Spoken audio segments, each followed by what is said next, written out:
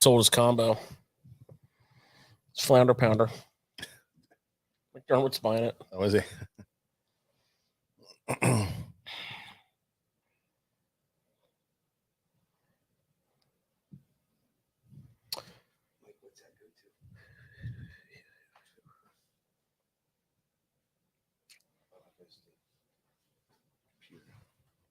Hey, do me a favor this week. Don't forget to press the record button, because last week I told you to. You're like, yeah, I got it. Welcome, everybody, to another edition of Tackle Shop Live.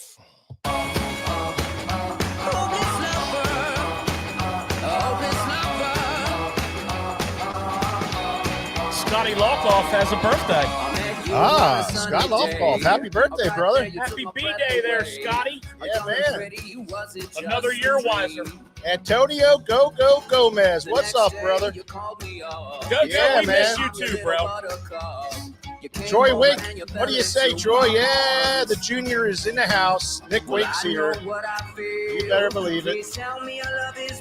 Joseph, how you doing? Steve Hadley.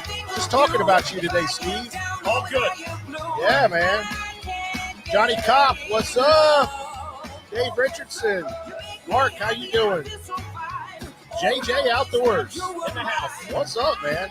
Yeah, we got a great show for you guys tonight. Special guest Cooper Gallant is in the house. Well, he's not in the house, but he's close. He's within an hour. And we're going to bring him on here in a little bit and pick his brain clean. Figure out why this young guy, young gun, hot gun is so hot right now. I mean, Canada is churning out some absolute I know it, man. studs. You ain't kidding. Just unbelievable. Frank Garvey, how you doing, pal? Yeah, man. Must be that Canadian beer. It must be that Canadian beer. You're right. Hey, Well, I hope everybody's doing good. For all you guys that don't know, I am Mike Acord. This is George Acord, and behind the camera is cameraman Nick. How you doing, Nick? good. How's everybody doing out there? We I don't know. We've been busy here, man. We've been inventorying. Yeah, you know how boring inventorying is? I'd rather not talk about it. It's absolutely horrible, man. My back hurts, my legs hurt, my eyeballs hurt, my head hurts. Counting freaking hooks is like absolute torture. But you didn't get the part where I said I'd rather not talk about it. So we've been doing that the last couple of days here, last couple of weeks, actually. It's going to go on for several more weeks. I don't know. It's freaking horrible. Well, you guys been working so hard. I come in here. I said, "Hey, George, Mike, did you go fishing?" You guys just started shaking. Like I you just know. can't- Well, I know, man. We went. We're going this weekend. Yeah, Nice. we did our flounder trip 2 weeks ago, and we worked this past weekend, and It's brutal. The we're just struggle is real. the struggle is cameraman real. Nick. Yep. But you know what? If it was easy, everybody would have a tackle shop. Yep. So let's check this out, man. We got a hot gun from Canada. Stopping in tonight. I'm going to bring him on here in just a second. Cooper Gallant from Canada. Just a unbelievable story with him, you know, growing up and just being just hot stick. So, and his dream of being an elite angler might be coming true. So we're going to bring him on. We're going to talk about a bunch of stuff. Let's get him right now. Let's see what's going on. Cooper, what's up, buddy? Good. How are you? How you doing, Cooper? Oh, not much. So what are you doing? Sitting Good. How on the are you road guys? somewhere? What are you doing? Sitting on the road somewhere in your truck? Yeah, I'm literally parked on the side of the road. Home away I was from gonna home. do it Mike. back at my campsite, but back at my campsite, there's no service. I'm I in know, like the middle of nowhere. Cooper is in Maryland right now. He came down a little early from Canada, get back in the swing of things, and you're going to be fishing the last Northern Open down there in 2 weeks.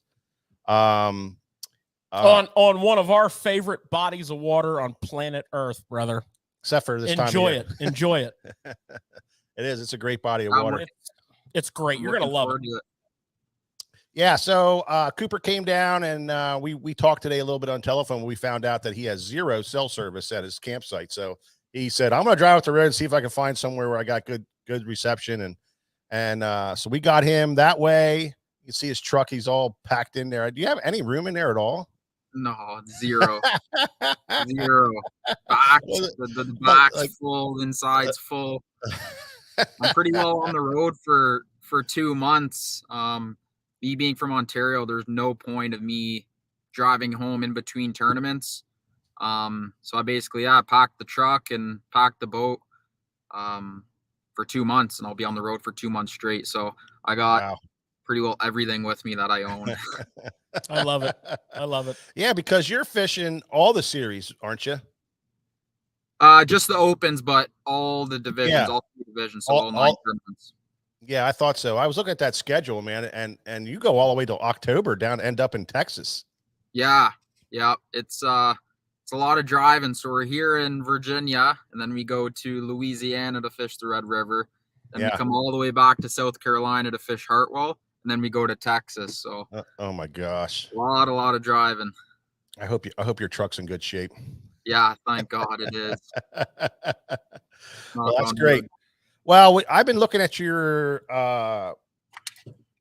results here and your stats, and in the Northern Division, Mike's like a statistician. In the Northern Division, you had a 3rd on Oneida, which was a great start, and then you went to the James and didn't do as well, but that was a tidal water thing. I don't know about that. And now you're going to be on the Chesapeake. So what are you thinking about the Chesapeake? What are your hopes?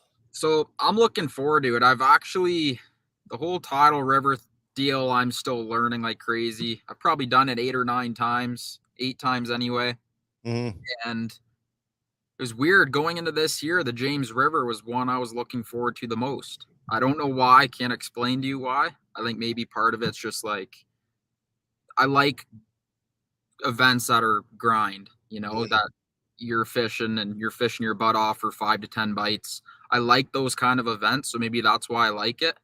But yeah, I've never really got onto them very good in tidal fisheries. Last year on the James, I think I was like 81st, and then this year was my. I think you were a little better. I think you were like at 70 something in James last year. Yeah, maybe. I don't know exactly where I was, but I know I didn't cash a check, and then this year I had a bomb. It's by far my worst finish of the season. So yeah, but I'm looking forward to Upper Chesapeake. It's like you guys are saying, it's warm. It's going to be tough. I feel like it's a tough time of year, and it's going to be a grind for sure. Yeah, but no, I'm looking forward to it. I love fishing new bodies of water. I've never been here in my life, so I'm looking forward to getting down there next week and trying to figure something out and hopefully come out with a half decent finish. Yeah, outstanding. Absolutely. Outstanding. We're gonna be watching that one close because that's kind of, like I said, that's our wheelhouse there. Yeah, I think I fished my first tournament there, Cooper, in 1982. The first tournament I ever fished was on. Really? Eh? Wow. 1982, bro. That's awesome. How much has it changed from then till now? It changed. I'll tell you what happened down there. It's kind of an interesting side story. Back in those days, from like the early 80s until I'm going to say the mid to late 90s, 12 to 15 pounds was fantastic. It was fantastic. And then all of a sudden, the grass population got better and better and better. So you have to understand, back in the 70s and the 60s, the Chesapeake Bay was fertile with grass like you cannot believe. I mean, it was like 90% grass, and today it's like 60% grass. And then we had a major flood in 1972, Hurricane Agnes, which was an absolute devastating flood, and it ripped the bay apart. It destroyed the whole entire bay. Mm-hmm. Everything crashed, every population of every species, and it's been on a rebound. Well, it got into the late 90s, and that grass started to multiply. And you know what grass does for a fishery. And then all of a sudden, just like that, we're fishing along and we're catching 5 and 6 pounders. And we're like, what in the world is going on here, man? Yeah. And so that was the turning point. was the late 1990s, early 2000s. It really was exceptional, and it's been exceptional ever since. So, Wicked. Yeah. you know, Yeah. you got a chance at a big fish down there. My God, there's so many 8-pounders down there. It's not even funny. That's awesome. Yeah. So we hope you find about 5 of them. Yeah. Yeah. Yeah, 5 or 10 of them would be nice. So moving on here to your Southern swing division, which is unbelievable. I mean, you won the Cherokee tournament. That's Bassmaster Classic berth right there, Yeah. bro. I mean, how do you feel about that, brother? It's pretty awesome. I've been dreaming about fishing the Classic for a very long time. I went to my first Classic 6 years ago, and I haven't missed one since. I've went and watched them. I've been in the splash well, and just every time I'm there, it's just like I just look up at the guys and I'm like, man, I want to be on that stage one day. And it's crazy. Like I Yeah. can't believe I'm fishing it. Like it still hasn't really hit me. To be completely honest with you, it's weird. Yeah, it hasn't hit me. I don't think about it a whole lot until someone brings it up. It's insane. But Well, you knew we were going to bring it up. I'm sure come March it'll start hitting me a little bit more. But with that being said, the ultimate goal is the Elite Series. I mean, the Classic, it's a dream come true. Like I said, I've always wanted to do it, but the ultimate goal is the Elite. So Yeah. got 4 more events left. I mean, everyone keeps saying, like, all my buddies and stuff back home, they're like, oh, you'll be on the Elites next year. And I'm like, dude, we still got 4 more tournaments left. There is tons of work Absolutely. that needs Yeah. to be put in because it is far from over. But I'm thankful and fortunate enough to be sitting in a good spot, rolling into the overall and the Southern. So now it's up to me, and I just got to go out and do my best to try and catch them, and see how it all ends up. Yeah. You got a 42nd place on Kissing Me. Some people call that Kissimmee. I like to call it Kissing Me from up here in the north. But how was that event for you? Were you used to anything like that? Because I am.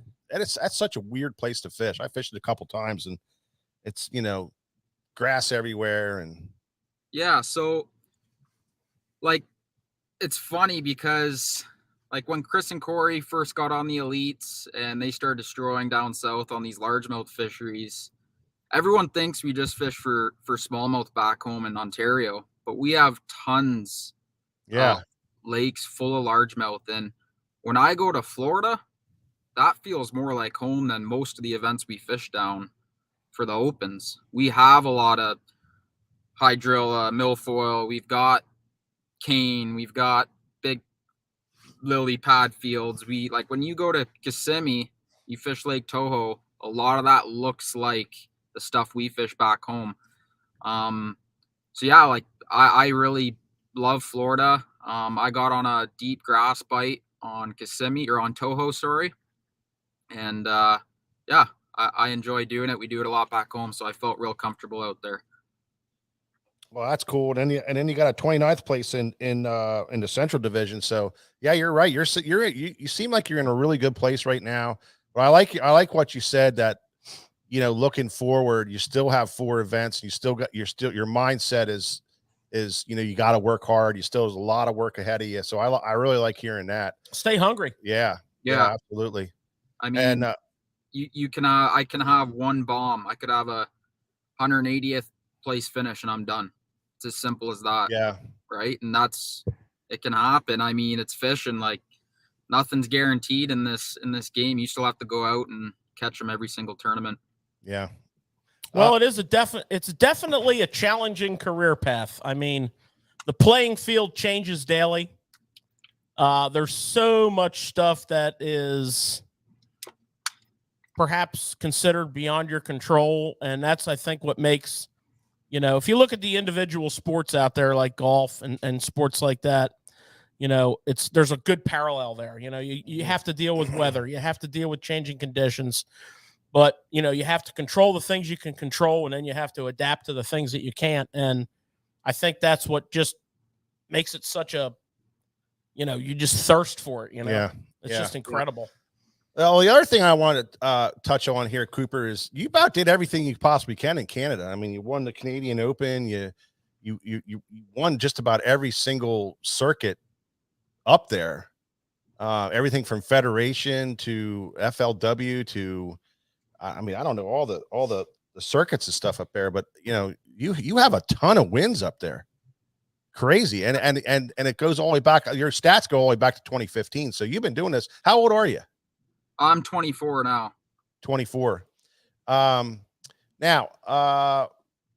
if you make the elites, I don't know what you wouldn't be the youngest on there, would you? No, I think Jay Shakir. I think he's 23 or 24, and I think okay, he'd be one of the youngest for sure. But there's definitely been some 22-year-olds, 23-year-olds that have made it in the past. Okay, yeah. Well, I was looking over your stuff. You got a great YouTube channel, which I think everybody should check out. That's Cooper Gallant Fishing, right? Yep. Yeah. You got some great content on there, and I like the fact that you're fishing for all kinds of cool fish. One of the pictures on your website is like a 10-foot freaking sturgeon or something like that. Yeah. It's like some kind of monster. How big was that freaking thing? It was 9.7, so you were close. Jeez, I mean, I think it's unbelievable. Mike always big eyes everything. Now we do a lot of multi-species fish, and we really enjoy it. And we do a lot of videos for several different species: saltwater, freshwater, carp, salmon, trout. I love doing it all. I love bassing though. Yeah, love the competitive side of it. Well, I can see that for sure. Absolutely.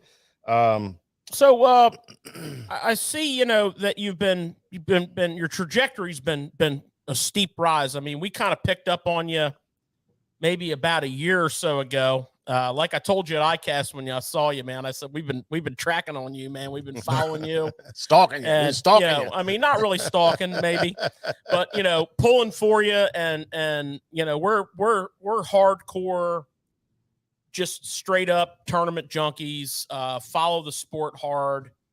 And so we've been tracking on you.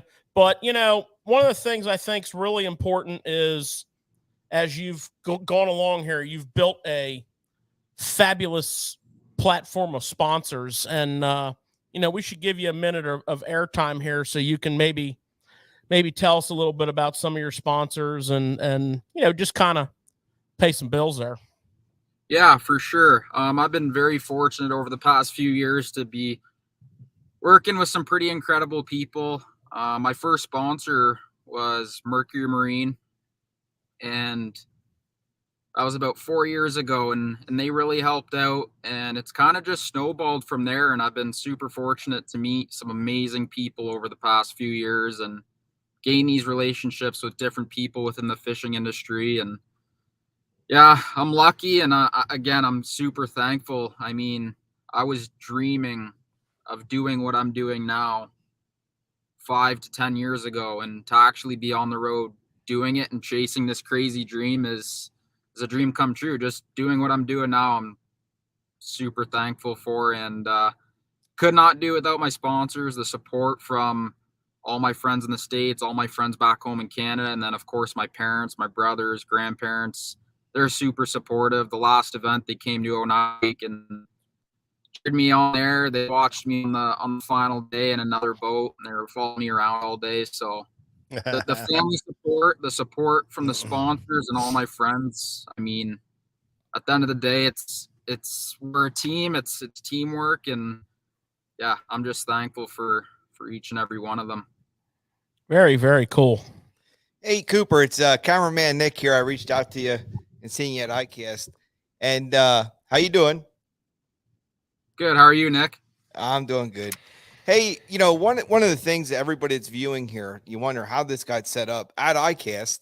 We run into Cooper and we know his backstory and everything like that. But, with all the wins that you had, Cooper, up in Canada and how well you're doing here, just want to let everybody out there know how approachable you are and how humble you were with it. It's very cool to meet you, and nice to have you on here.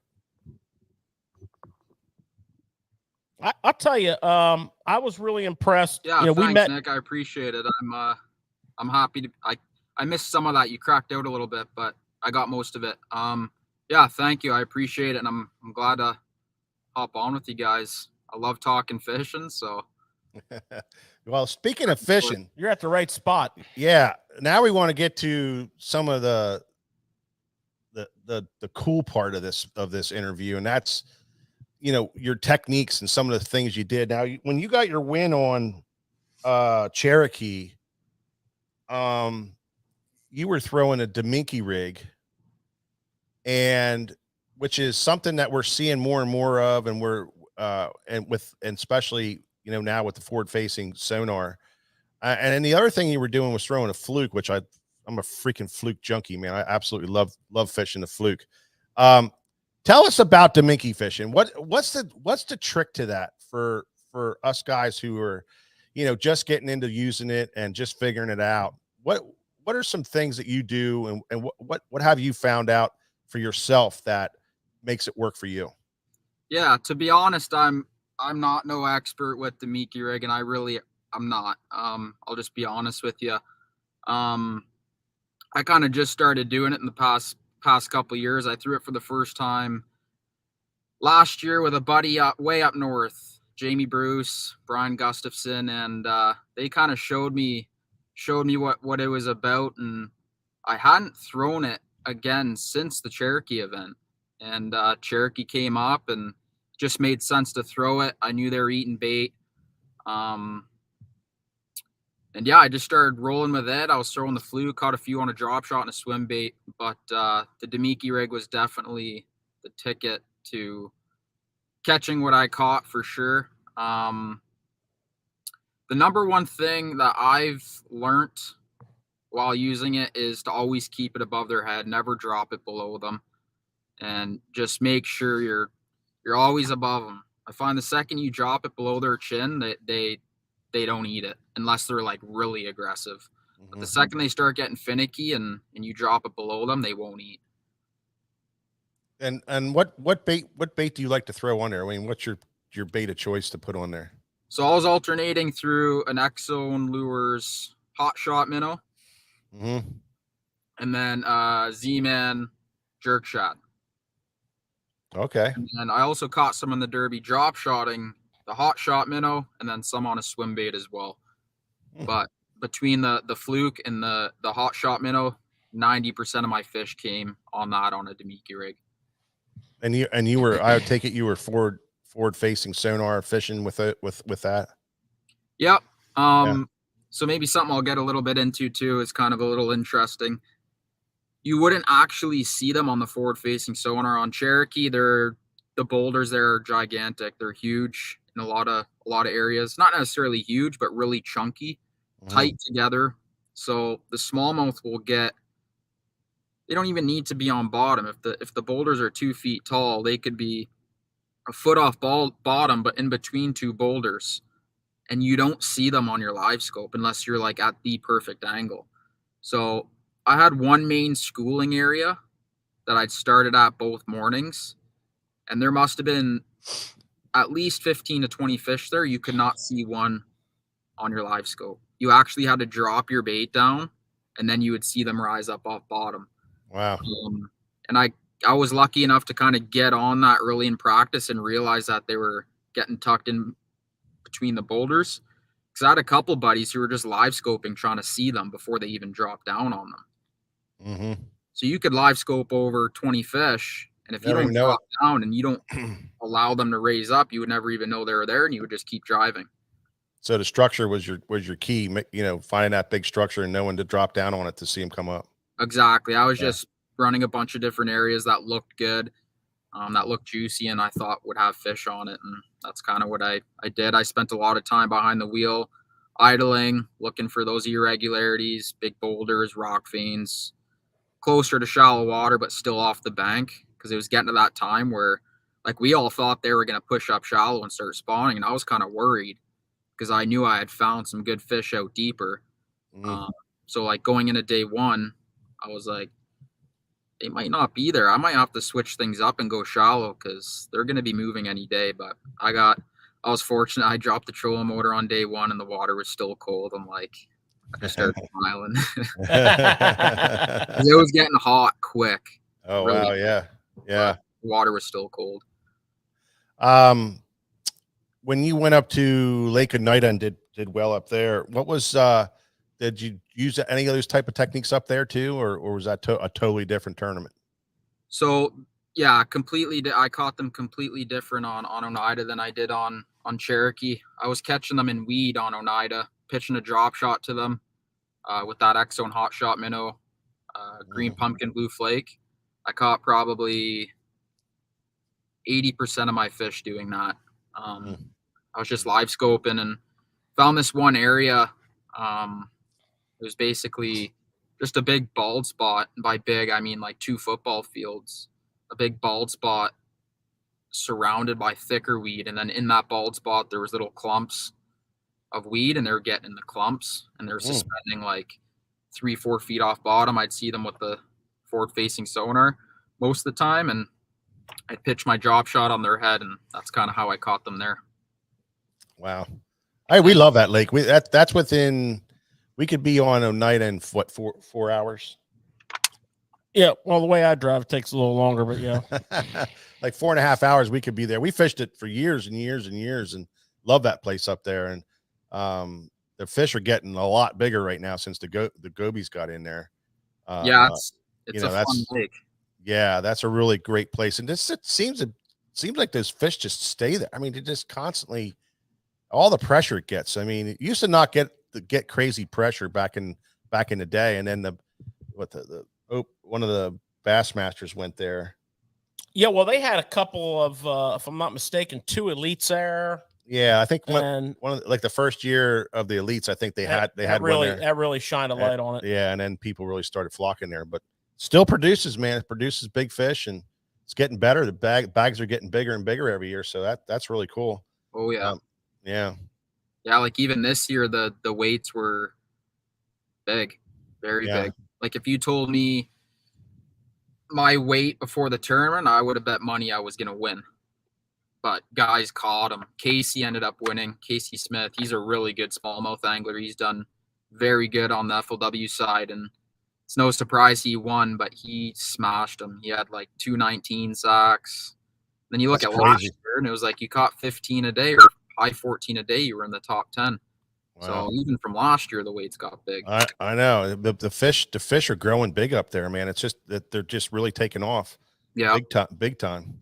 What's the I have a question for you, Cooper. What's the key to the jig head on that Demiki rig? And on your cast, are you casting it out, and is it a pendulum type fall, or is it more or less you're dropping? I guess I have 2 questions. Yeah, so the head, it's a BTS head. Brian Gustafson and Jamie Bruce and Jeff Gustafson, they put a lot of work into the set. It's super nice. It's realistic looking, but the most important part, my favorite part about the hook is perfect. You stick them every time. It's a gammy. And then the eyes, they really key in on the eyes and just the overall design of the jig head. It just flat out catches them. It's just one of those things where we don't really know why it's so good. They just eat it. It just works. It just works. But I really do think they key in on them eyes a lot. And then as far as catching them, most of the time I'm dropping right on them, dropping right on the structure. Like when I was on Cherokee, I was just dropping right down. Sometimes I'll fool around, like if they're not eating it on the drop, like you said, cast out and just let it fall in the tight line to just give it a little bit different of a presentation. I don't think there's any right or wrong way to do it. You kind of just have to figure out what the fish want. But I think 80% of the time, basically just dropping it right down on them. Fantastic. Yeah, it seems like a pretty basic, pretty simple rig. I know the one thing I've always noticed about it is that 90-degree eye tie seems to be kind of critical, I guess, to kind of give that bait that horizontal presentation. Absolutely. Good stuff. So when you say you're using like a fluke style bait or That's a bigger bait. They're like 4.5 inches long. Yeah, they're 4 inchers. Then you can also there's 5 inchers as well, and then the excellent hot shot minnow, it's 3 inches. So Okay. I was pulling that out when they started getting real finicky. So just more of a presentation, little different look. the on that jig head, is it the same hook for every bait, or do they make it with different hook sizes? Different hook sizes. So I believe there's a 1/0, 2/0, 3/0. Okay. Quarter ounce, 3/8. I'd have to double. Those are basically the 2 I roll with, is quarter and 3/8. Okay. Yeah. Fantastic. Yeah. But no, how about your rod and reel setup for that? You know, apparently, it's primarily a spinning rod setup. But you know, what do you look for in a rod and reel setup, line, that kind of stuff for that? The nuts and bolts of that rig. Yeah, I was using a 7.2 medium heavy, a Loomis rod, and then a size 2500 Shimano Vanford reel. As far as line, I was using 10-pound braid to a 12-pound fluorocarbon leader. Now, medium or medium heavy, both work. I like the medium heavy because I was able to crane them in. Yeah. Get them right up and just crane them in the boat without having to worry about snapping with 12-pound. But if you want to get finessey with it, you can run like 10 braid to 8-pound with a medium action rod. But I rolled with the medium heavy just to jack them and get them NRX? in the boat. NRX? What's that? NRX? No, I was throwing the holy brain fart. IMX. IMX Pro. Yeah, IMX Pro. Nice. That's pretty well all I run is IMX. I got a couple questions here from some of the listeners and watchers of the show here. Chris Flay is asking you how pumped you are to fish the Bassmasters Classic and have Mercer announce your name. Because you know Mercer goes off about this whole Canada thing. I mean, it's like he's like he is. He's on the edge. We're gonna have him on the show in a couple of weeks, and we're gonna have to call him out on this because he is like, man, this Canadian thing is like, oh, the Canadian fishermen coming up here, Canada. Yeah, it'll be good. I'm a little nervous as to, you know, he gives nicknames to everyone. I'm not sure what kind of nickname he's gonna give me, but no, I'm excited. I mean, again, a dream come true, and I've been watching Chris, Corey, and Gussie get up on that stage. And back several years ago, everyone in Canada told everyone it was impossible for a Canadian to make it down here because we only get a fish 4 months of the year, basically 5 months of the year. And Chris, Corey, and Gussie have proved everyone wrong. I've looked up to them huge growing up, and by the looks of things, all 4 of us are going to be up on that stage next year. So it'll be cool. Holy mackerel, man. Well, I mean, Chris and Corey have got, I mean, they paid their dues in the U.S. I mean, I remember back, you know, I mean, it's got to be right around 2000, if even before that. I mean, they were down here fishing every circuit there was. I would run into them at a lot of the tournaments I was fishing. Yep. Actually, that's how I got to kind of get introduced to them, was just, you know, seeing them at the tournaments. And I mean, they've been doing it for 25 years down here. 20. They are so good. They're incredible. Like, yeah. And they catch them all the time. Yeah, and they don't overthink anything. Like, I was at Chris's like 2 weeks ago, and he was getting ready for a wahi, and like I'm talking to him, and like he's just so mellow, and like doesn't get worked up. He's just going fishing, you know, and that's what they do. They just go fishing and they figure it out, and that's what makes them so good. They're able to just figure it out on the fly like that. I love it. Well, you said something there. You know, we fishermen have a very large tendency to overthink stuff. You know, and the way you know you're overthinking is when you're just out fishing, say you got your family out or you got your friends out and you're just out fishing and you're just going along and you're just cracking them and you're like, oh yeah, so they're doing this, and you just, just kind of just meld right into it. And you're not even thinking, you're just fishing and you're cracking them and you're whacking them and you're stacking them. And then you go to a tournament, and you lose your freaking mind. You just can't think. You're it's like you're in cement, you can't move, you can't. And it happens to so many of us. And I think that's the great fishermen that are great can do that no matter what. And one of the guys who brought that to my attention many years ago was Mark Davis. He was talking about that. He's like, man, you just got to go out here and go fishing. This is when he was catching everything back in the day, and he's just, we just, because they were asking why he's so consistent, so good. He said, I don't know. I just go and fishing, that's what I do. I just go fishing and just have a good time and enjoy myself and just figure it out while we're fishing. And that was years and years. That was what? That was back in. That was 95. So George.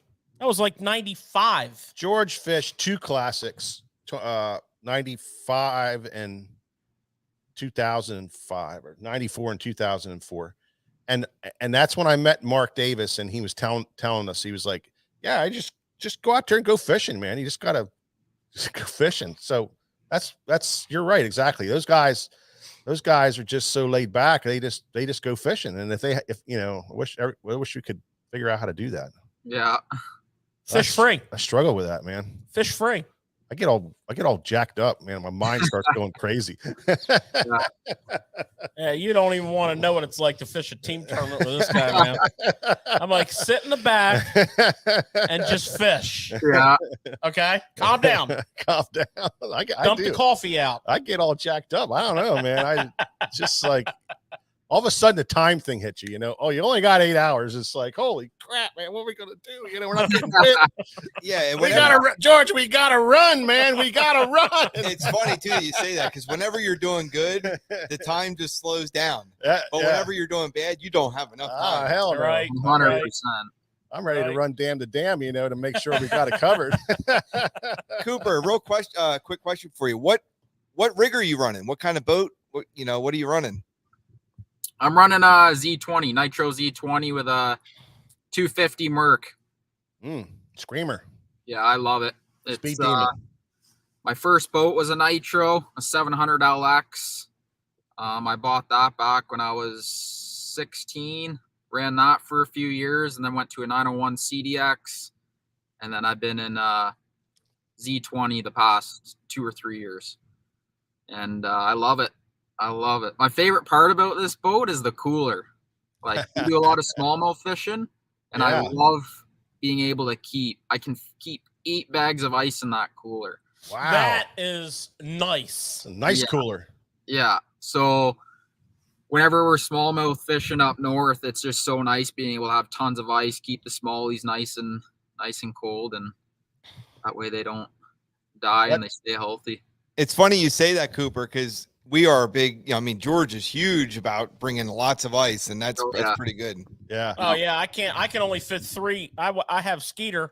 Me and Mike run a Skeeter, and we have 2 coolers, but between the 2 coolers, we can only fit 3 bags in. So when we do like a big water smallmouth tournament, we take the back hatch behind the seat and put like 10 bags in there. Yeah.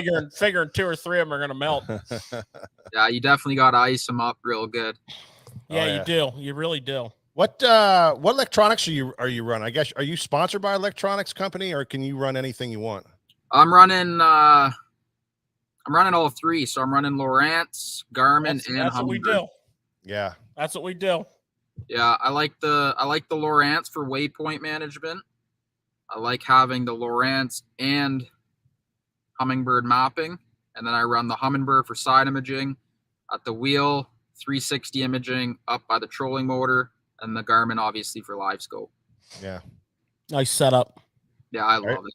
Did you do you have that 34 transducer on your boat for the Garmin? Or they have 2 transducers. They have a 32. yeah. LVS 34. Yep. Yeah. I just got it actually. Yeah. So do you see a big difference in those 2 transducers?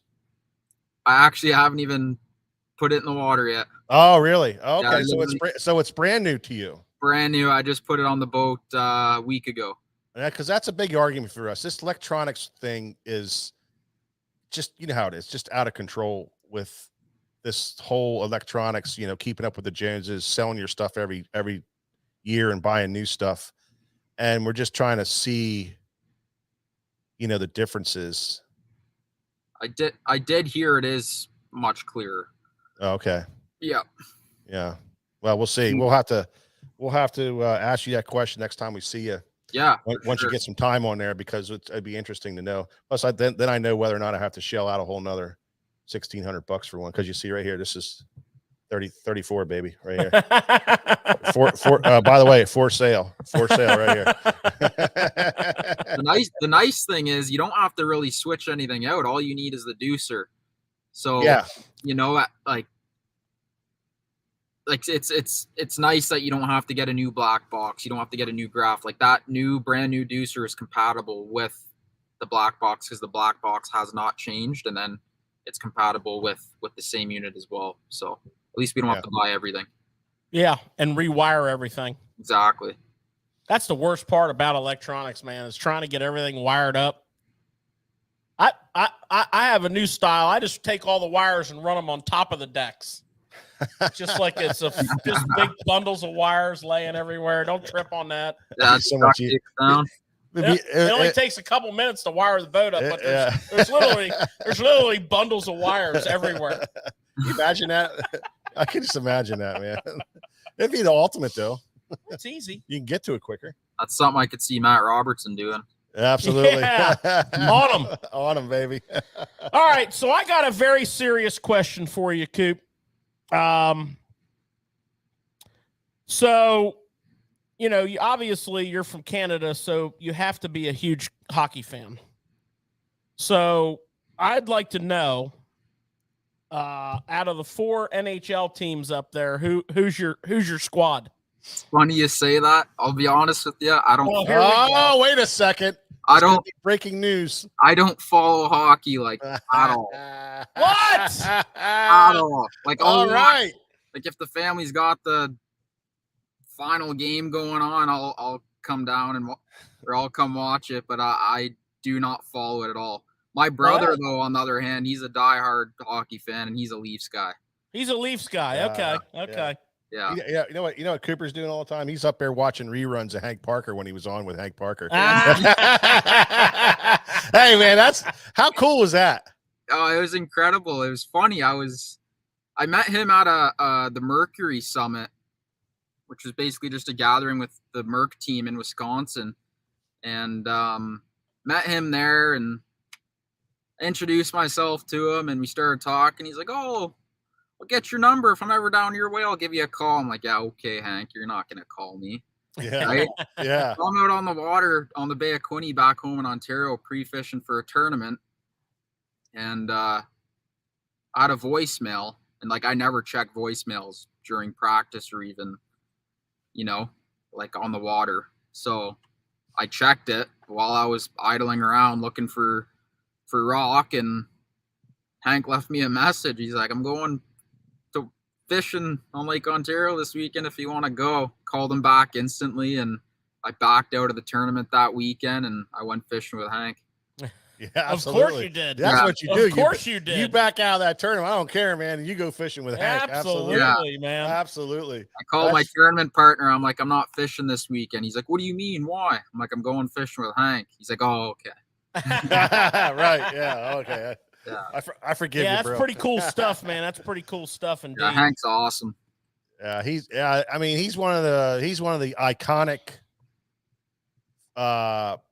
fishing dudes out there that I think would be just phenomenal just to hang out with him a little bit, you know. Oh, absolutely. Yeah, that's cool stuff. Absolutely. Yeah. He used to have a smoking hot wife too. Oh yeah. Oh yeah, back in the day, man. His wife was smoking hot. Well, if you ask him, he still does. He divorced her. Did he? Or she left him, one or the other. Oh. Yeah, she was. Well, you're just going down all kinds of wormholes here. Well, I don't know. aren't you? I from what I understand, is that Next thing you know, Hank was, Parker's going to be calling in. Well, on maybe the show. not. I mean, I could be wrong, but He's going to come up here and whoop your ass. Well, I could be wrong, but I think she was the heir to the Lance Peanut. Don't pull me in this freaking Lance Peanuts or something. I don't know. Lance Crackers or something like that. George, you better grab a hold here. Don't pull me into this freaking mess. Hey, Hank. I'm out, dog. It was on Facebook, so it must be true. Oh man. All right, Coop, we're kind of winding down here. We're getting ready to let you go here. Is there anything else that you wanted to throw out there for the listening audience? You got some time to maybe promote something or whatever, or just say, hey man, good talking to you or whatever. Yeah, no.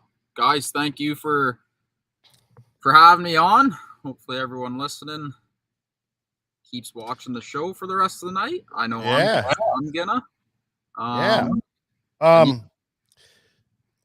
Oh, go ahead. I'm sorry. No, go ahead. Well, you were I mean, what do you have going on these next couple of weeks? Because you told me, and I thought it was pretty interesting. If you just want to go through that, what you're doing the next couple of weeks, and then we'll call it a night. Yeah, so I was at home, fished some derbies back home. We had a long break in between tournaments, and I got to the point where I honestly couldn't even sleep at night. I just needed to get on the road and get down here and start fishing down south. So I came down early. The Open's not till the 8th. So I'm going to fish the Potomac for a week and then come back to Upper Chesapeake, get campsite set up, get organized, rig a bunch of rods, and just get everything ready to go for the next Open. So yeah, I'm just hanging out for a little bit, gonna go have some fun on the Potomac and kind of go from there. Ever fished a Potomac before? Yeah, I did a Costa there 4 years ago. Awesome river, man. Yeah, I enjoyed it. It was fun. I love that. Love that river. Yeah, it's definitely a cool place. Yeah. I don't know how the fishing is right now, but it'll be fun just to get out there. It's end of August on any of these bodies of water. It's no good ever. It's tough. It's they have their moments, it's but you got to really pay your dues. You do, man. You got to really work it. I mean, like I was saying, that bite window is super small, and it's freaking brutal. Yeah. But that's tidal water fishing in August and early September. It's tough. Yeah. They picked the worst time to come to Chesapeake. That's for sure. Figure if you 12 pounds a day, you'll have a decent derby. So I know there's guys here that are saying, well, why don't you just go on to Chesapeake since you've never been there? Why don't you just go on to Chesapeake right now and spend the 2 weeks on there doing that? I've done it in the past. I mean, it can hurt you, especially if you're actually fishing. If you're going out and just driving around, idling, and it's a big place. Like you could go out there for 5 days and idle at 20 miles an hour and see a bunch of stuff and still not even cover everything.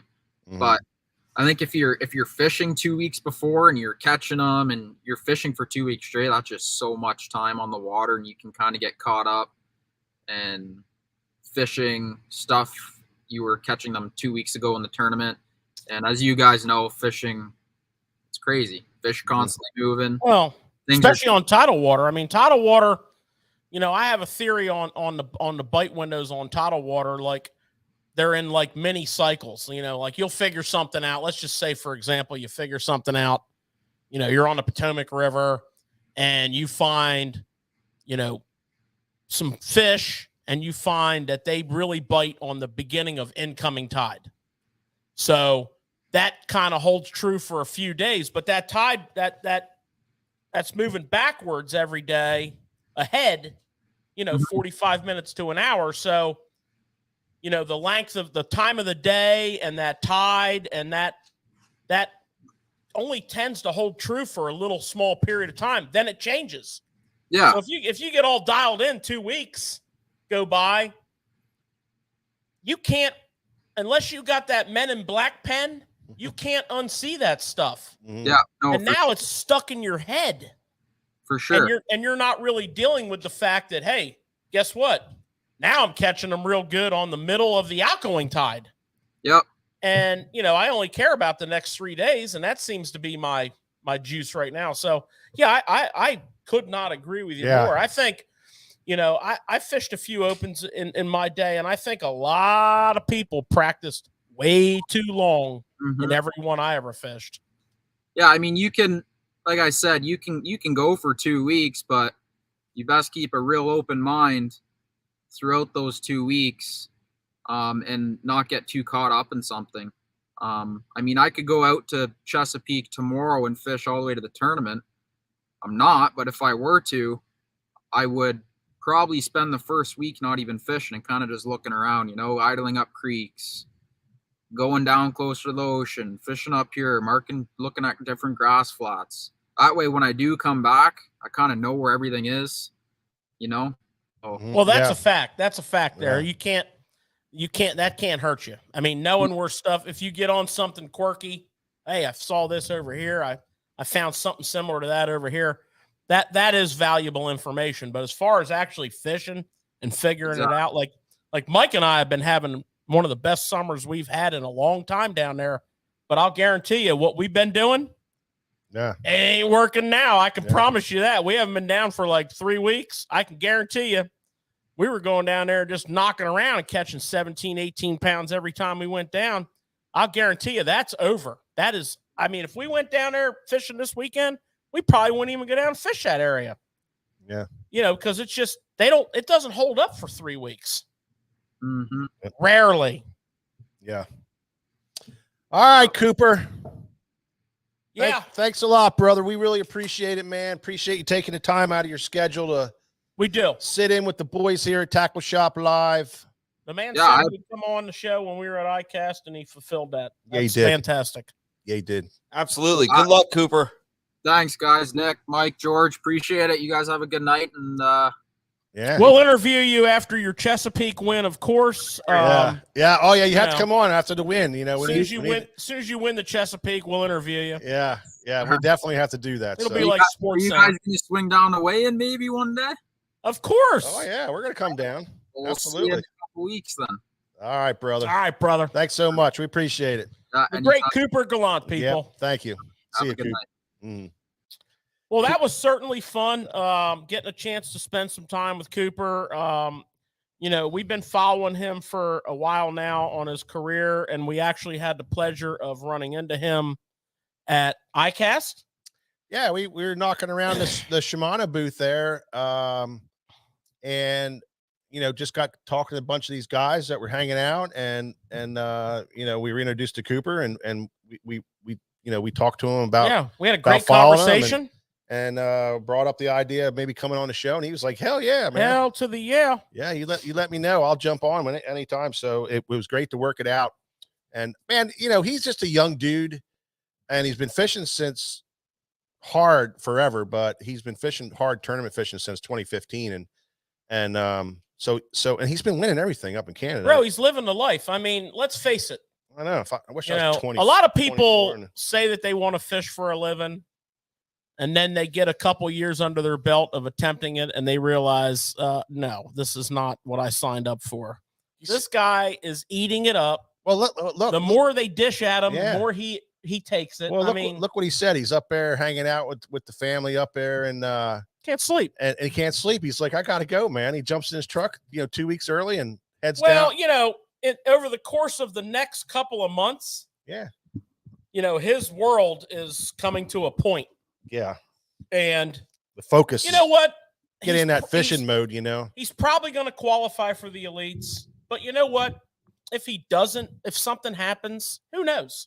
Oh, yeah, he'll bang it. If something happens, you know what? He'll be back again next year. Yeah, he'll fish all 9 next year. And he'll do it again. Absolutely. And he'll probably qualify then. I mean. Oh, he's going to qualify for sure. Said, one of these years. I'm hoping it's this year, but. Like he said, he has 4 tournaments to go. Anything can happen. And you know what? This is fishing. Yeah. Anything can happen. Your motor can fall off the back of your boat.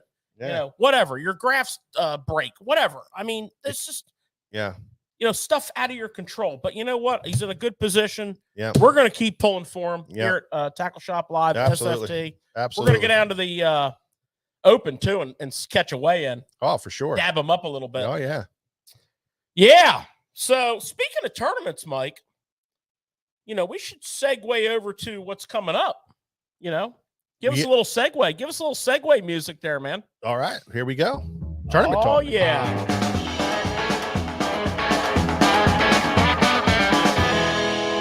That's what I'm talking about. Yeah. We ain't in South Dakota no more, I can tell you that much. Thank God for some people are saying, thank God. Well, I mean, that was fun. You know, I like, these guys are the elites, okay? Yeah. I like the fact that They had to work for it. some of these tournaments are not all that. I like the fact that the wind blows. Yeah. And, They they They got their are ass kicked a little bit tested. down there, man. that they're tested under those conditions. Absolutely. And you know what? They rose to the occasion once again, Yeah, proving why they are on the Elite Series. absolutely. Now, But George, they flipped the coin. yeah, but before you leave there, can you imagine fishing there for a week or so with no freaking trees? I mean, it's like the worst possible scenery you could possibly have. Well, you It's know what, Mike? flat I'm as a not. frickin- I don't agree with one single word that I mean, you look at just that! said. Look at that place. It was just gray. Everything It was gray. absolutely beautiful, It was man. gray everywhere, man. It was just all gray. I disagree, man. Horrible. Those views were breathtaking. I mean, those I think you can look for miles and they miles. probably had to drive for an hour and a half to get to their hotel room. And then you'd see a tree. So, Mike, mean- you're not going out there anytime soon? Well, or- I just think it's just. I mean, I don't know. It was just gray. Everything was gray. It wasn't a pretty place. Yeah, I think you missed it. I must have because It was actually beautiful. I mean, it was the fact that you could see for like as far as the human eye can see. I don't know how far that is. I can see about 12 miles. that wind would kick up and all that dust would start blowing. You couldn't see nothing. I didn't see any dust, It was all over the place. You know? It looked like it was foggy all the time. but it was an interesting It was tournament. interesting. The views were spectacular. The buffalo, I mean, where else are you going to fish? You're going to see all these free range wild buffalo. Yeah. What else were they seeing that they wanted to hunt? Some kind of deer, some kind of. Oh, they wanted to hunt everything. A Yeah. lot of those guys said, next time I'm coming here, I'm coming with my bow or my gun. Well, Yeah. they saw Pheasants or something. turkeys, they saw pheasants, they Yeah. saw ducks. They had all kinds of. I mean, it was just a beautiful place, but a different fishery. Mm. And if you looked at that tournament, that water level was down, and the places where these fish were congregated, the really juicy cover was exposed. So, it was those rock veins coming off those points, suspended schools of fish. These guys cracked that code. They dealt with horrific wind and waves one day. Those guys took an ass beating coming back from Well, there. I got to ask you guys something I like tournaments like that. Yeah. about this tournament. How big is that? Like 180 some miles or something like that? Yeah, 200 and something So- miles. Can you guys please explain how that many anglers wind up in those certain spots in that big of a lake? It's so hard for me to wrap my head around that. Well, it was pretty easy to understand once they said it. I mean, I had a hard time believing that everybody was fishing the same areas side by side, but it's like they said, there were certain areas that had a ton of bait. And with the lake being pulled down, it congregated on like those few points that had the right kind of rock veins on them. The untapped wilderness there was the original river channel, 100 feet deep, standing timber on the bank, and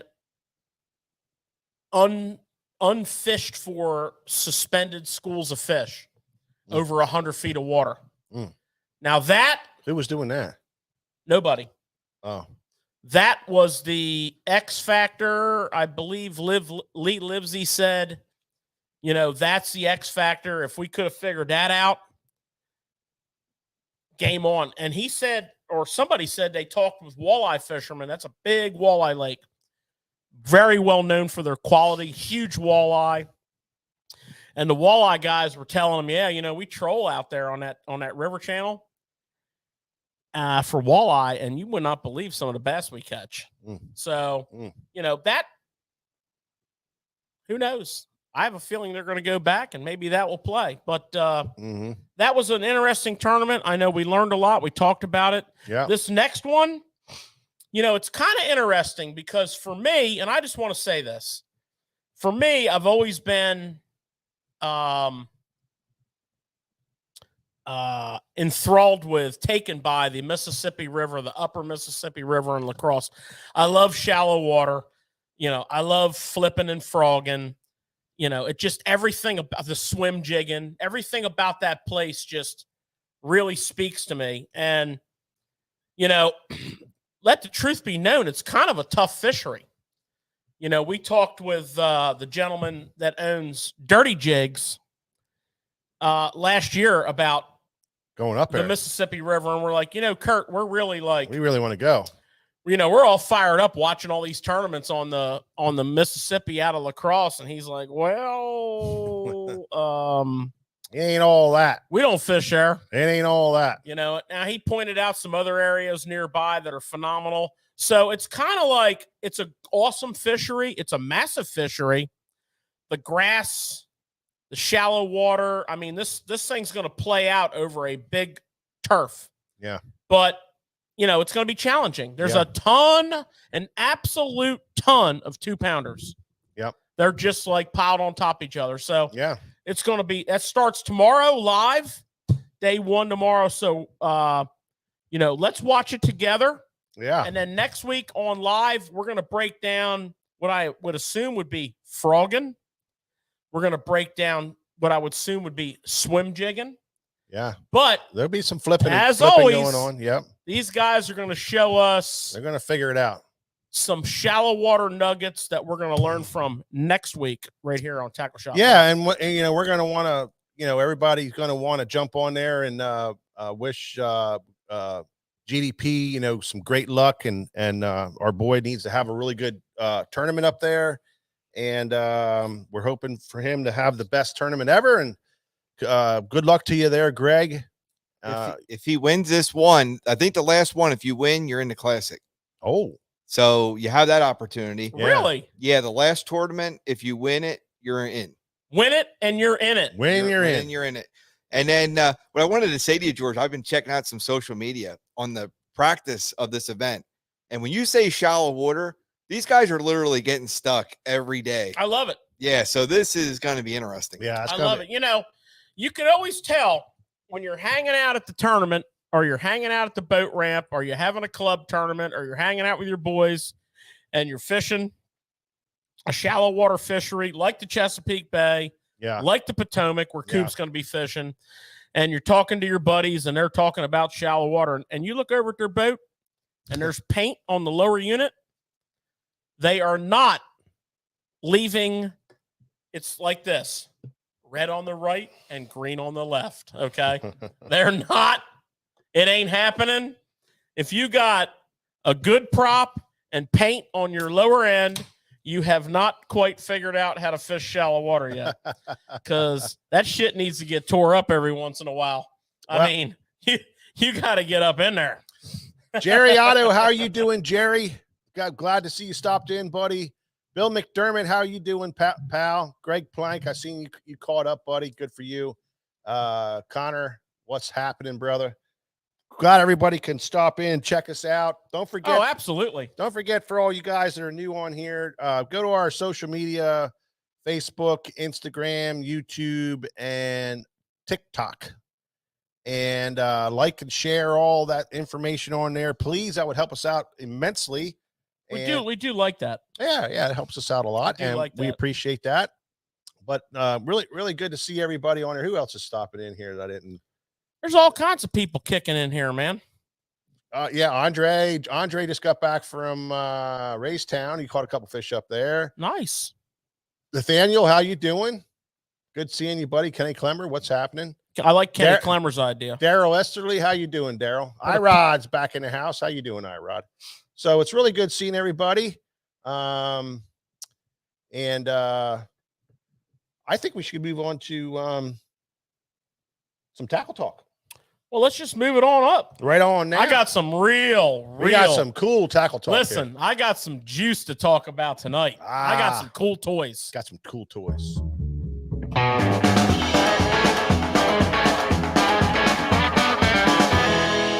What up, Dean Resch? What kind of toys do you have here? Oh my God.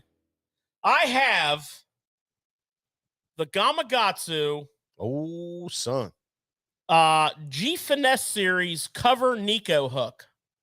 And there's some really interesting aspects to this hook that you just can't look at this hook and even understand how it's possibly what it's gonna do. Well, I think you should hold the hook up so they can see it before you rig it up. Can you hold it up in the package? Yeah. In the package. Just keep it in the package here. I think it's better. Up with a background. Just leave it in the package. There's a swivel on there. Zoom in on that, Nixter. And there's a swivel on that hook. And I was looking at that thing when we first got them in. I'm like, what the hell is this thing? Here's another one of those rigs, Nick. You know how you know these freaking rigs, the rig for everything. And Skeeter Steve was here, and he was like, hey, check out this, how in the hell do you rig this hook? So him and George sat down and they started screwing around with this thing, and next thing you know, boom. So the key to this hook is it's a Kale style hook. Okay.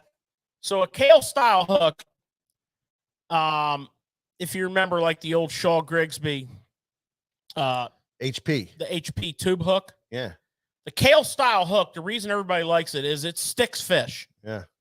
It's got its start as a live bait hook in saltwater. I mean, it just flat out catch it. It does. They bite it. They get landed. The Trocar tube hook, the HP hook. And that's why Shin Fukai likes this style of hook. But the interesting thing about Nico rigging is, traditionally on a Nico rig, we put our band on the worm and we put our hook under the band. So the hook is positioned on the worm like this. And we put our little weight in here, and it's kind of like that, right? So that's traditional Nico. Nico is wacky rig with the hook in line with the worm, okay? Let's just get over that. Mm. But this is totally different. So when you first see this hook, you're like, yeah, what do you do with this thing? What the hell am I supposed to do with this hook? So what I recommend you do is figure out, where, let's say you were going to Nico rig this, where do you want your pull point to be? Okay, so on a Nico rig, the bend of the hook underneath the O-ring is your pull point. Okay? Am I making sense? Yeah. On this hook, the eye of the hook, the swivel is the pull point. Oh, yeah. Yeah. So we're not pulling the worm from here with the hook. We're pulling the worm from here with the swivel. Okay? We want the same spot. So here's what's cool about this hook. I want my pull point right here. So I'm just going to hold this here. Okay, so you can see what I'm talking about. I'm going to turn this around backwards. I'm going to hold this here like this. And you see how that worm just beautifully lays in that hook. And you can see, picture the hook itself and how it's going through that worm. You see it's going through that worm on a 45-degree angle? Mm-hmm. Okay, so I'm going to start right here. And I'm going to take my hook down through the worm at a 45-degree angle.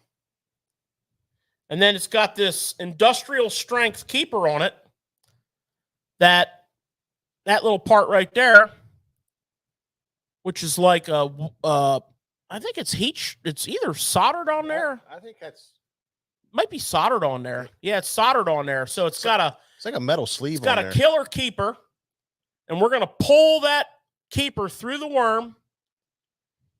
Okay, and then we're gonna back the worm up on that keeper. George, look here. Okay, now what's interesting about this hook is I'm going to come back all the ways back here, and I'm going to go through the hook as if I had a wide gap hook, right? And I can either leave that little point exposed or I can skin it. And my pull point is up here on this swivel. So I'm still weighted up here. I'm going to put my little insert weight here. So I'm still weighted up here and I'm still pulling here, but I got this hook down here. So I'm going to get like crazy mad hookups. So this is an alternative. That's on a 4-inch size bait too. Well, this is a little 1.0. I would even use a 1 on this. Yeah, 1. Okay, this is a 4-inch worm. Stick worm. I would use a 1 on this. I just happen to have this 2 there, yeah. This 1.0 here. Yeah, or 1.0, yeah. So that is a very unique style of rigging. That's called the Gamakatsu Cover Nico hook. And of course it's in that G Finesse series, and it's a Gamakatsu, so it's just like it's game on. And it's totally unique and different. It requires some explanation. So that's step 1 tonight, people. It would have took me forever to figure that out. Hey, well, me and Skeeter, I'd have had a half a bag of worms all tore up on the bottom of my boat. They don't really show you on the card. They don't really show you. They don't show you nothing on there. I looked at it for half an hour back there when I was counting it the other day. Sat back there trying to figure that damn hook out. Yeah, so to me, the concept of it is it holds the worm really well. It puts the business end of that hook back in that hook farther, but does not impede the Nico action, the pull point. Yeah. Okay. So that was cool stuff. And, we were playing with that tonight. We said, you know what? Let's share that on the show. Now, the other kind of crazy hook I got for you. Thanks, Skeeter Steve, for the topic. Yeah. The other kind of crazy hook I got for you is a Trocar. And it's another one of these hooks that needs and I applaud these hook companies for coming out with these hooks, listening to some of their pro staff guys. So this is the Access Keeper Trocar. And you'll notice coming off the bend of the hook is a spike. Okay, not a screw lock. Spike. A spike. Mm. Now, there's a couple things I like about this, okay? First of all, this little spike can freely swing around the hook. It can freely swing around the hook. It's free swinging, okay? That's first of all. Second of all, it's put on with 2 little neoprene stopper beads, so I can move it. I can move it up the hook, down the hook, whatever. But what I like about that spike is if I want to use the Z-Man style of plastic, that little spike will hold that. You can't do a screw in that Z-Man style of plastic. So it's very versatile as to the style of bait that I can use. Okay? So at the top, it has like a little boot up there that it holds on. It's got 2 spikes. If you go all the way up in there and push it far, but the key is to push it all the way up to the end. Well, I'm going to show you. I've got a net bait flat-sided shad here. And I'm going to rig this up on this little spike here. I'm going to push that up on there like that. Stand by.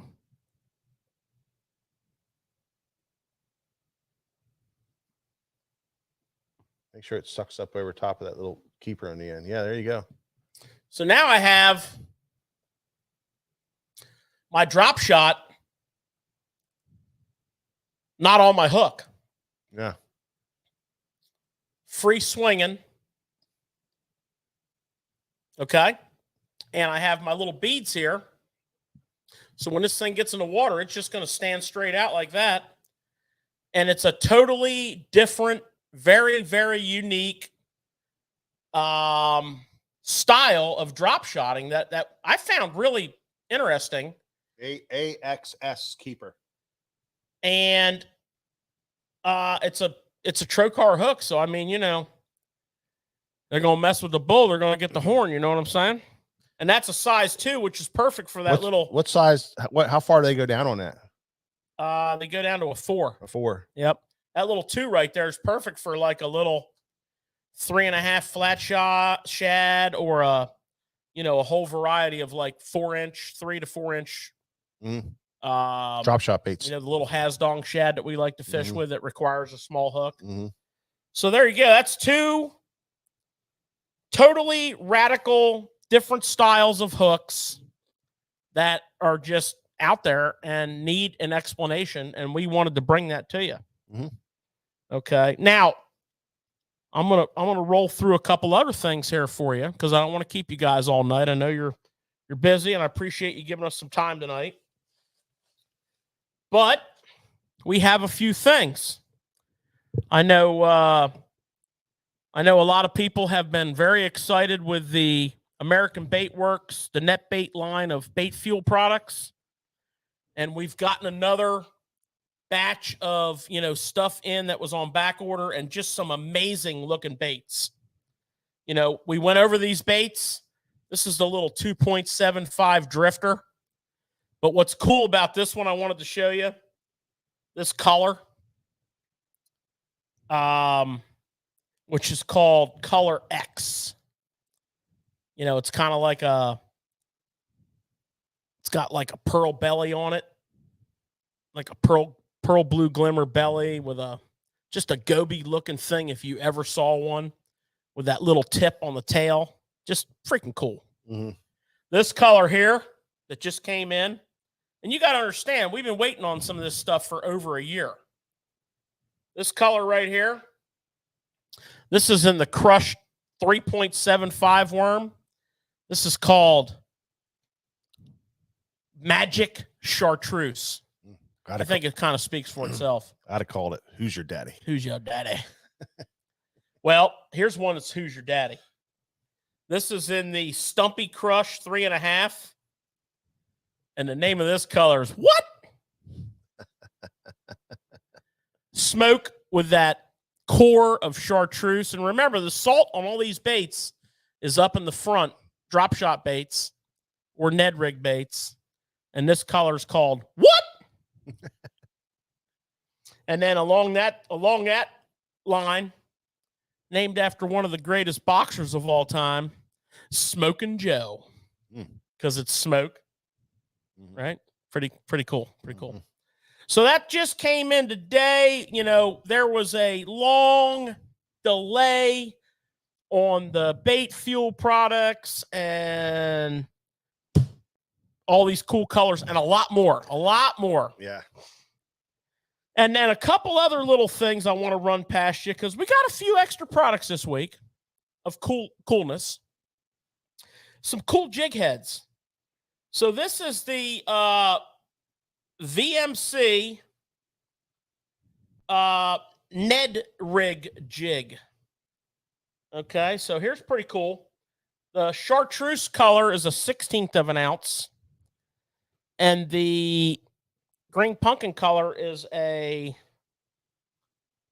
1/8 of an ounce. But what I want you to notice about these is the keeper. Anytime you have a plastic a jig head with a keeper that's designed like that, so that's a ringed collar with a space between the collar and the head, they're going to excel with both types of plastic. They're going to excel with Z-Man type plastic, and they're going to excel with standard, types of plastic. And then, of course, this has the really sharp VMC hook in it. So another option in your Ned rig. Another option in your Ned rig arsenal, the VMC Ned rig jig, available in a full range of sizes from 1/16 to I want to say 3/8. 3/8, yep.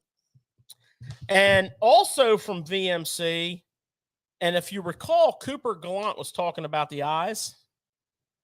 They have a really nice standard ball head with a great VMC hook in it. And an awesome set of like indented, molded in eyes. Great colors. Whole series of them from 1/8 to 3/8. And another thing they did pretty cool is they have a variety pack where you can get, in each size, you can get all the colors in one pack. So check those out. The hardball, the VMC hardball jig head. Nice. And then, of course, back in the house. Here Back we go. in the house. And we got a lot of them. So, you know, it's not going to be like the last time, you know, where everything sold out overnight. Sleeper gills, every color, back in stock. The sleeper gill is a swim bait / flipping bait / you name it bait. We've been fishing our only sample all summer, and it's getting a little haggard looking after several months of taking a beating, but it swims great. You can feel that tail kicking. It flips, it swims its way to the bottom when you're flipping. It skips really good. It's just a cool bait. Sleeper gill, check them out if you're a Mega Bass fan. Load it up. David, those Daiwa XT rods are not here yet. They are all ordered, and they will be coming in whenever they're available from Daiwa. Yeah, there's a bunch of Daiwa on its way here. I got some email blast on a rather large load of Daiwa, so they're probably in that. Yeah, I don't know for sure. Might be in there. And then the other thing with that is those little gizmo things that everybody's wondering about should be in that box, hopefully. So we have the Suffix 131, which has actually been here for a long time, but it's kind of got rejuvenated interest in it. It's a 13-strand braid. So that basically means, you know, Hold the box up backwards. They can see it. That basically means that there's 13 strands going into one. The center strand is a strand of Gore-Tex. So it kind of minimizes the amount of water that it holds. Plus it's quieter. Very, very, very tight wave. Very, very smooth. Excellent choice for a spinning reel. And like I said, we've had it for a while, but there's like a rebirth of interest in it. Wanted to bring it to your attention. And ladies and gentlemen, that is a little bit of an extended version of the baits Now, Nick, and whatnot that we wanted to go over. I do have a couple rods I want to talk to you about, but you know, I can't talk right now. I've been talking too much. Nick, you know what I think? I think we should do a giveaway with some of this stuff. You know it. That Now, sounds tell awesome. tell me, Nick, what they have to do so we get this. I always do it and screw it up. Well, I mean, first of all, You want me to put the prize pack together first? yeah, put the prize pack together. All right, Nick. What we're going to do here, we're going to give you the Stumpy Crush, brand new color, just came through the door, Nick. We're going to do the Crush Worm in the brand new color, Nick. We're going to do the Drifter in the brand new color that George was all excited about. Okay. We're going to do the Flat Shot Shad here, Nick. Huh? I'm getting excited, Nick.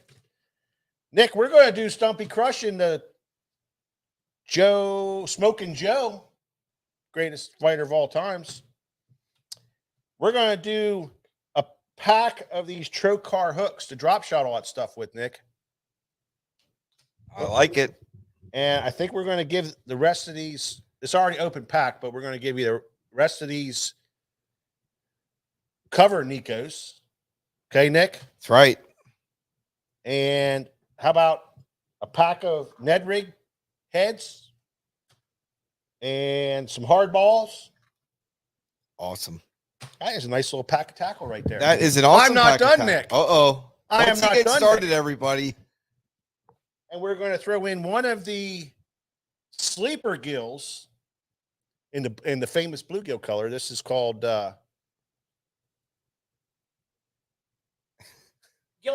Gillico. Awesome. Famous color. Famous name. I can't even say it. I'm so famous. That is a heck of a package right there. All this, Nick, right here. All righty. What do you got to do to win that, Nick? Okay, so in order to win that, well, you got to come up with You want them Bill McDermott said, "Okay, I'll take it." He said. So what we'll do, here's what we'll do. We're going to put a post on tomorrow morning Yeah, with this stuff, yeah. and we're going to post it to TikTok, Put it all out there. Facebook, Instagram, and then we're going to have directions on how you win it. We're probably going to do some type of answer something on there. So if you watch this show, you might have an in. Yeah, yeah. You know, we'll do something like that, but stay tuned. We will have a post on that, and that is a heck of a prize package right there. Thanks, Andy. That's a heck of a prize package right there. Once Mike gets started, it's I love it. I was going to keep on going, but George was in my way. Well, that's good because that's a great prize package, and yeah, we don't want you to give away the rest of the countertop here. But you know what I got, guys? I got a couple of interesting rods. I've had a lot of conversation for whatever reason. I guess because it's the northern swing and it's drop shot season, and Ned rig fishing, and the fall's coming up. I've had a lot of customers that have come in to seek advice on purchasing a combo finesse spinning rod. And I've had a fair amount of interest in a jerkbait rod. And it just so happens that the last 3 or 4 people I talked to kind of put this in my mind. They were all looking for a Shimano rod. So, we kind of focused down to that brand, and we went through a lot of the rods. And here's the 3 rods that I'd like to show you. These are all pretty reasonably priced rods at so the Corrado series is going to be $159.99. Now, first of all, this thing is ridiculously light. That's such a great rod, man. It is such a great buy. And what's interesting, this is a 7-foot light. They call this a 70 LA. What's interesting about this rod is this thing's got a ton of backbone. Mm-hmm. So, I'm calling this a Ned/drop shot combo rod. Super light, Corrado series, super strong, CI4 reel seat, very, very sensitive. And I thought, you know what? I had such a run of people looking at that. I'm going to bring it up. It's nice about that because the guys were like, when they bought that rod, they were able to buy a little bit better reel for a better drag to put on there because they saved some money on the rod, and it's such a great rod. I mean, it allows you to do that. It really does. Great rod. Yeah. And then the other rod that we talked about a lot this week, guys that felt like that light was a little bit lighter than what they cared for. We settled in on a 7-foot medium light Zodius, the new Zodius, with the Monaco handle, the CI, just freaking sweet, man. And that price point's $219, a little more money. Yeah. And then the big one that we get asked on a lot this time of the year, because we're coming into fall, a jerkbait rod. And, you got some leeway on a jerkbait rod. We always feel that people buy too light of a jerkbait rod. You need a little bit of stiffness there to work the bait properly. And so we went with another Zodius for the few people that we talked to the last couple days, and we went to the 610 medium. It's got a little ass behind it, Nick, so they say. This is a ZDC 610 MA, 6'10", medium. Good rod. Fast taper, got that tip, but it's got plenty of backbone. And of course, it's going to be a great multi-purpose rod, but a really nice jerkbait rod. So I thought, you know what? I talked to enough people the last few days about these that I'm going to bring them up on the show. Bring it up. And you know what? That's I can. Well, that's a great thing to bring up. We have talked, I think 2 shows ago after the show about going over rods. Yeah. Many people don't know what you guys know. about the rods, and they ask these same questions all the time. So tough. Yeah. You know, so let us know in the comments. Are you interested to learn more about rods? We can do a show. You talked about that before. Yeah. I mean, we can we can bring up a couple rods at every show, at the end of every show, so we could break down some different techniques and different rods to use. That's pretty good stuff. Guys, I got one more bombshell for you. Oh. Do you know what I got in today? Oh yeah. Yep. What we got, brother? You know what I got in today? I got in today. The first one I've seen in a long time. A 112 Ultrex. Oh. With a 45-inch shaft. Oh. Yeah. So get it while it's hot. If you are, we got one left of these too. If you've been wanting the Ultrex, the 112, the Big Daddy, the Spot Lock, the trolling motor that established the standard for trolling motors, we haven't not had them in stock for a long time. 5 months. 5 months. I mean, I'm embarrassed to say this. It's horrible. It's pretty bad. Now we've had a few other versions come in. We've had some 80s. Had a gentleman waited forever for an 80. And I get it. We're small potatoes in the electronics world, but they come in and go out. We got one. Yep. And the only bad news is, guys, we're not willing to ship it. You're going to have to come get it. We're not willing to ship it. It's just too damn expensive to ship it.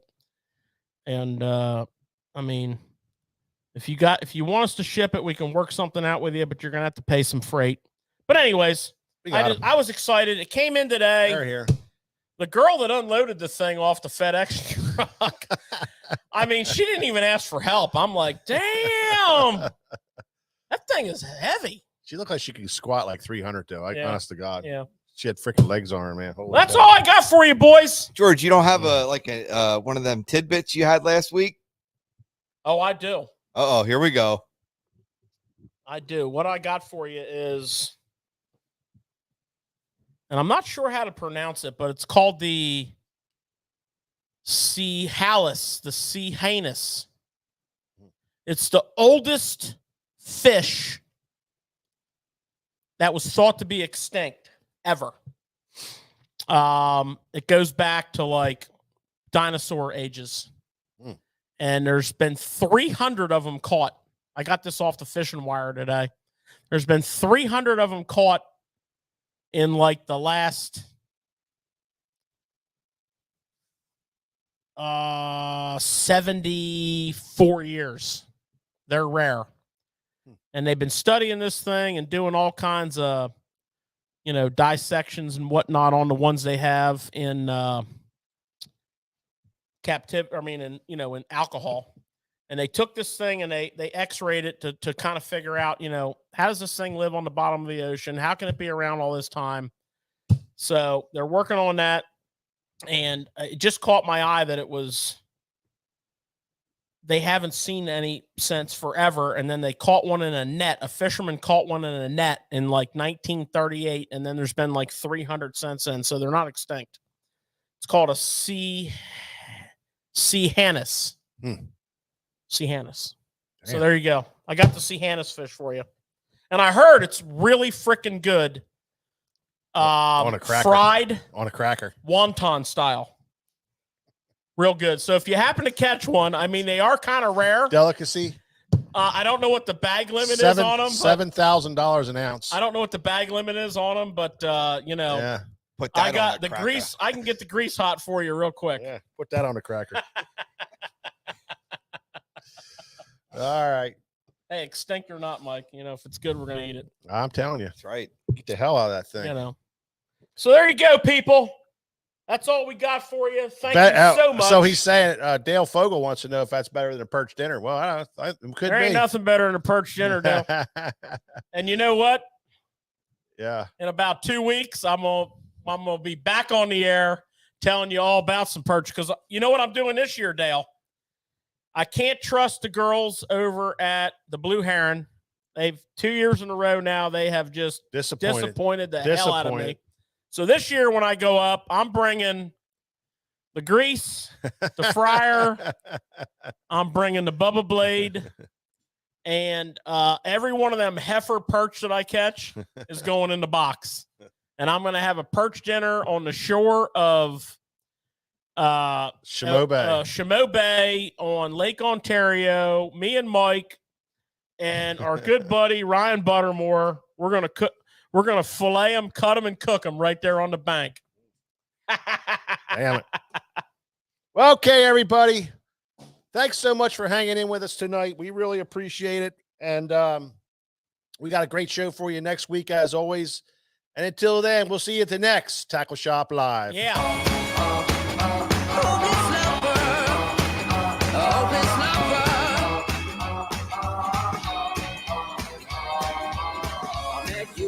Sunny day, right there you took my breath away. Young and pretty, was it just a dream?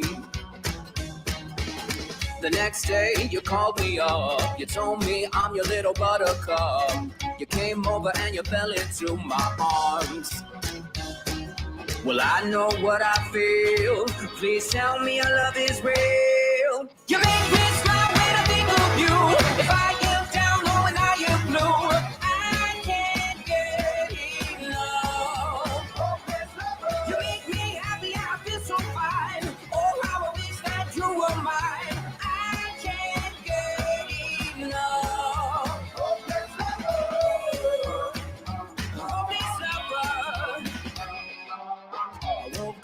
soaked in sweat, with chills running down my neck, going crazy from just the thought of you. A long blonde hair and your beautiful smile, your sense of humor makes it all worthwhile. Don't make me